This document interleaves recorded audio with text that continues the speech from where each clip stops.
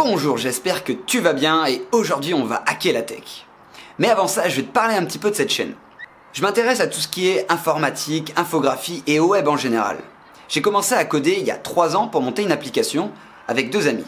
Cette application elle s'appelle The Hop. Je remarque qu'on n'utilise pas le potentiel de l'informatique et du web alors qu'il y a tellement de choses à hacker pour te faciliter la vie. Et c'est facile.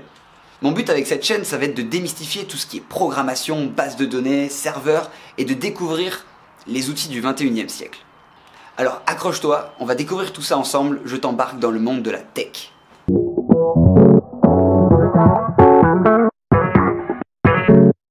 Pour comprendre la tech, c'est pas mal de commencer avec la programmation. Le code, ça fonctionne avec des 1 et des 0. Pour pouvoir faire des calculs et stocker de l'information, on va utiliser ce qu'on appelle des transistors. C'est comme des petites lumières qui vont soit s'allumer, soit s'éteindre. De cette manière-là, on va pouvoir savoir quelle information est stockée et à quel endroit. À l'époque de chez IBM, donc il y a peut-être 60 ans, mon grand-père me racontait qu'il y avait des rangées de secrétaires qui perforaient des cartes pour matérialiser ces 0 et ces 1. Percé pour 1 et pas percé pour 0. Les ingénieurs de l'époque écrivaient sur des carnets des 1 et des 0 et les donnaient aux secrétaires pour pouvoir coder les premiers ordinateurs. Ce langage-là, ça s'appelle le langage binaire. C'est le langage machine, ce que l'ordinateur peut comprendre. Alors maintenant, si on devait interagir avec l'ordinateur de cette manière-là, ça nous prendrait énormément de temps. Peut-être parce que les projets sont un peu plus complexes, mais parce qu'on travaille sur des projets beaucoup plus volumineux. On va créer alors par-dessus des langages pour pouvoir aller plus vite. Un des premiers langages qui a été créé, ça a été l'assembleur.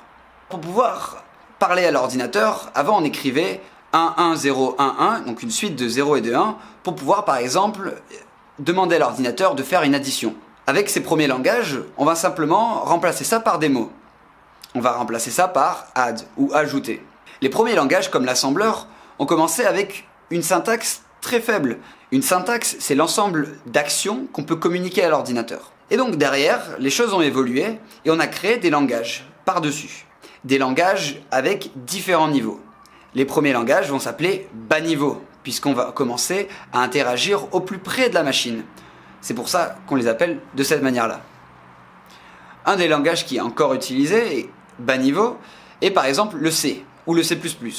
Ce sont des langages qui vont être dans nos télécommandes ou fabriquer des bases de données.